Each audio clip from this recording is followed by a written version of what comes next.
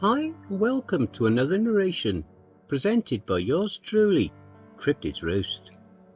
Please be so kind as to throat punch the like button and smack the arse of the subscription button as well. And remember to chokehold that notification bell and then select all. That way you'll receive all notifications each time I upload a new video. And by subscribing you'll be the first to see all of our new spooky creepypasta stories. I would just like to say a very big thank you to all of the authors that I have worked with and all the ones that I will work with in the future. So thank you all, my brothers and sisters. And now let's just take a moment's silence for all the haters. That's enough. If you would like to support the channel and buy me a very much loved coffee, you can send your donations, big or small, to paypal.me/cryptidsroost. And why not hashtag cryptidsroost in your comments. As a new added bonus, be sure to check out the blooper reel at the end of the videos. So grab your coffee, sit back and enjoy the show. And don't forget, where fear is, happiness is not. I am a subcontractor for an agency that fights monsters. Part 1.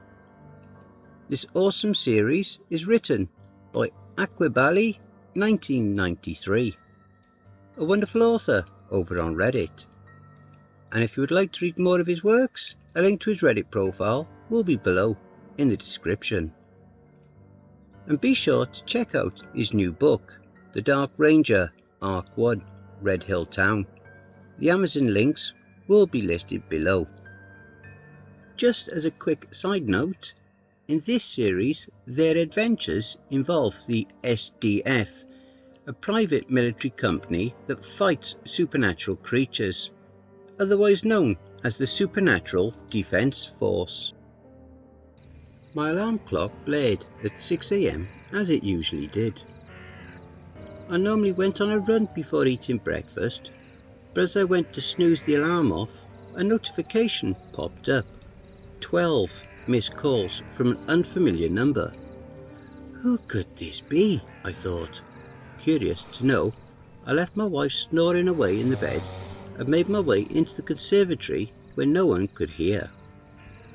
I called the number back and the line rung for a few seconds until someone hastily picked up. Hello? A man spoke in a posh British accent. Hey, I received a few missed calls from this number last night. Oh, right.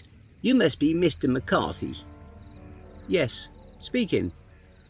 Can I please ask why you called me so many times during the night? I was given your number by a former colleague of yours, a Colonel Hanson. We have a situation that requires your expertise. Hanson, I sighed. The man was my commanding officer when I worked for the SDF. A private military company that fought supernatural creatures. Yes, I know him quite well, but the nature of our work was highly classified and thus I don't think I could be of any help to you.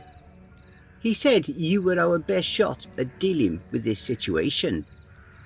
You keep going on about this situation. Care to explain what exactly it is? A few hours ago, the bodies of 5 teenagers were found in the woods, deep bite marks in their necks, sucked bone dry of blood. We called the SDF as is protocol to deal with a situation like this. We were notified that their units are currently spread out rather thinly and couldn't deal with the situation presently. Colonel Hanson gave me your contact number and said you have extensive experience dealing with the creature that was responsible for the attack. Damn it! I retired from that field years ago, not really looking to get back into it as I have a family and 2 children to look after. You will be handsomely rewarded, considerably more than what they paid you at the SDF. Besides, we will only contact you when your skills are needed. You will be a subcontractor with full freedom to work as you wish. If you do a good job on this mission, there will be more work for you. So, what's the pay like? I asked without sounding greedy. I really needed the cash to pay my mortgage, as I was a few payments behind, having been unemployed for the last 6 months. Times had been hard. This opportunity could potentially help me out of my debt crisis. For this mission, 5 grand. You have to be kidding.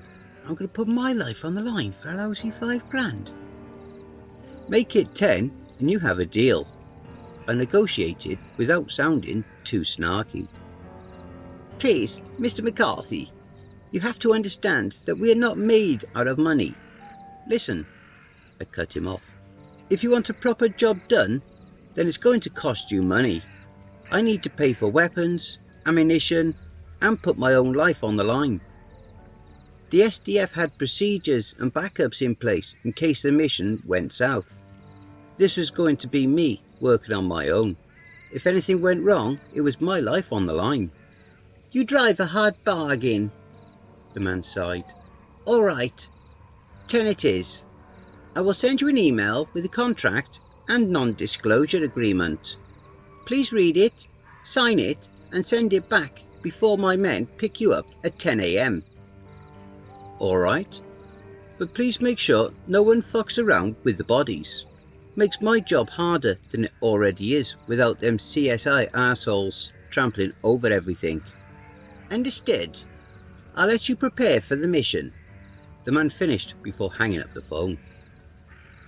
I quickly went down into the basement and began unpacking my equipment that had been in storage for the last few years. A thick layer of dust covered the chest which contained my armour. It took an hour to get everything all cleaned up. I changed into it and walked towards my gun cabinet. I tapped in the code before it unlocked with a click. I picked out my fully automatic FN Scar H and attached it to my bulletproof vest before doing the same with my Colt M1911. I filled my ammo pouches with multiple magazines of silver titanium bullets for both weapons and made my way upstairs. My wife caught me in the uniform and stared at me with her mouth wide open. I knew what she was thinking. I had promised her I wouldn't fight monsters no more, but people's lives were at stake and I was the only one with the skills to deal with it. I received a call in the morning. They want me to work a contract, I said, knowing quite well what she was going to say next. I thought you were done with that life, she frowned as her blood began to boil and her skin turned a rosy red. She fucking hated seeing me in the uniform. The thought of me leaving to never return probably lingered in her mind. I am. This is different. It's a contract.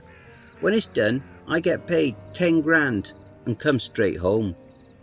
People's lives are in danger. Without me, more people will die.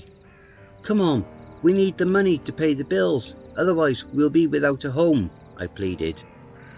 She sighed before nodding, giving me the okay. But I knew she wasn't happy, deep inside. She quietly made me breakfast before we all ate. I logged into my emails and signed both the contract and the NDA.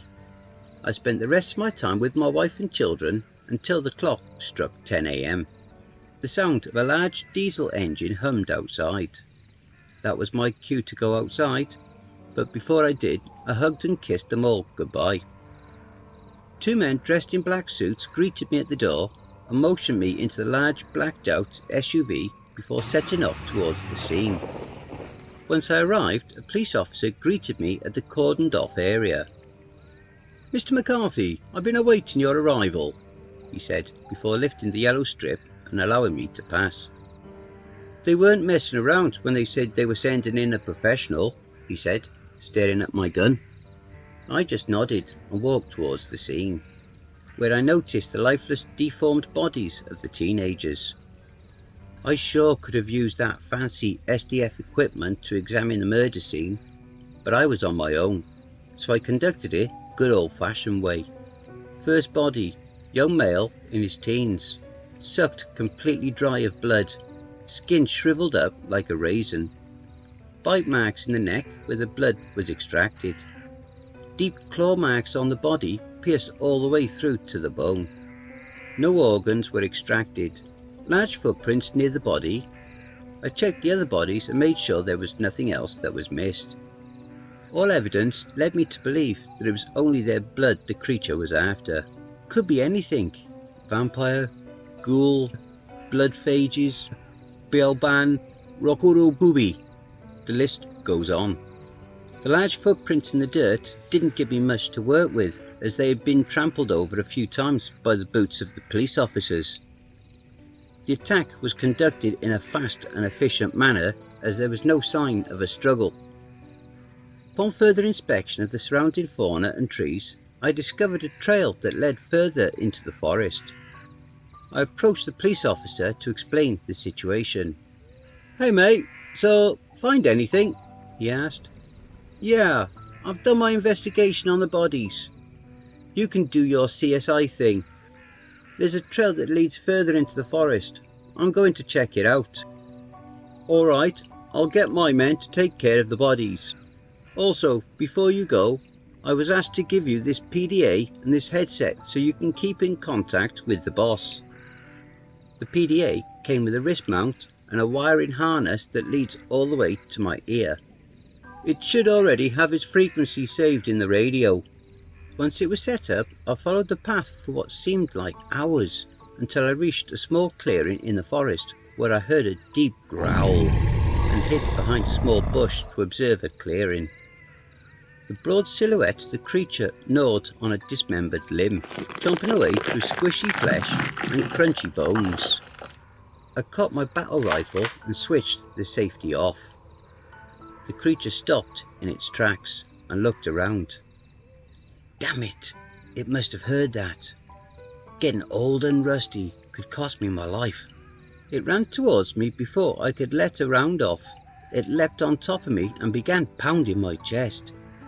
Each blow felt like a cannonball smashing into my chest. The only thing that kept me alive was my armour. Kevlar reinforced with hardened titanium plates. Whilst the creature pummeled my ribcage, I reached for my sidearm and aimed it upwards and let off a few shots. Blood spewed from its chest, raining down upon me, and a stream ran down its face where a bullet had kissed its cheek. The creature leapt off me and violently growled in a fit of rage, as the silver reacted with its blood. The best way I can describe its effects is that it burned through its skin like highly concentrated acid. Taking my one and only opportunity, I raised my rifle, aimed for its head before blowing its brains out all over the dirty grass. My ribcage felt as though it was about to collapse in on itself as crimson streams began to spill from where the armour was compromised. I checked my PDA and called the only radio frequency that was saved. "McCarthy," the British man called out.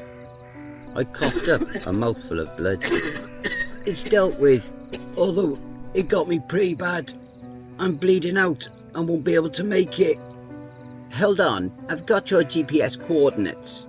I'm sending an air ambulance to your location now," he finished as I hit the ground like a rock. My vision began to blur before slowly I nearly lost consciousness. I noticed that evening loomed and darkness began to blanket the forest. A growl emanated in the distance. Fuck, there's more of them. My hand trembled as I reached for my meg kit. After a few failed attempts, I finally got it out and placed it on my chest as I laid on my back.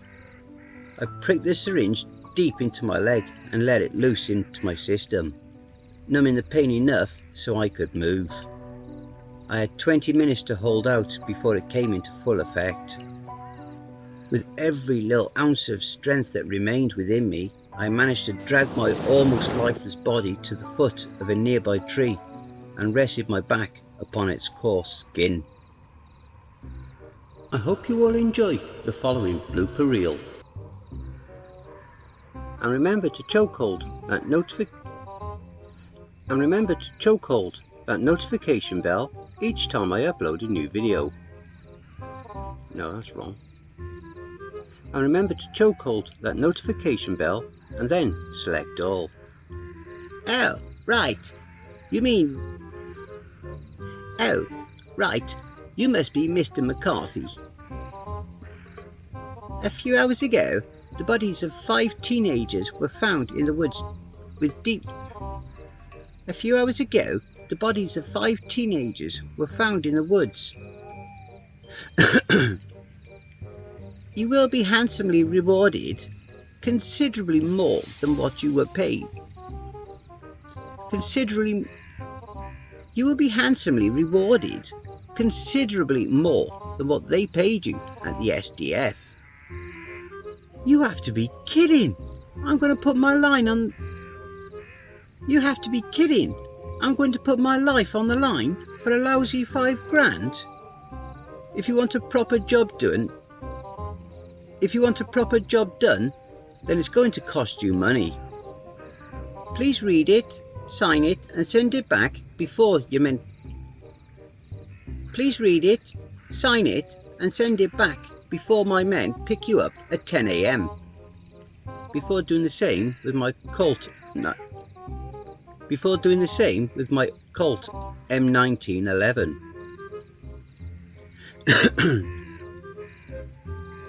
I received a call this morning. They want me to work a contract. I said, knowing... Start again. I received a call in the morning.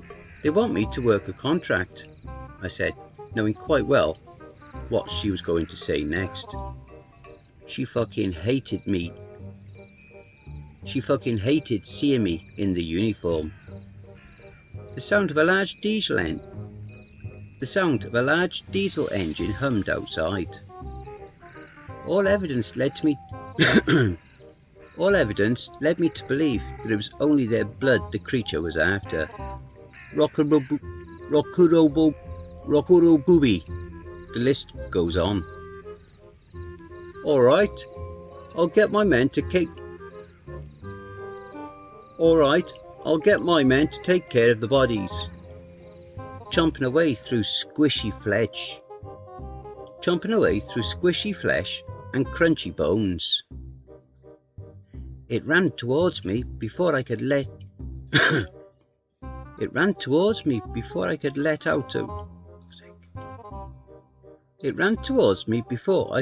a round off. Kevlar reinforced with hardened titanium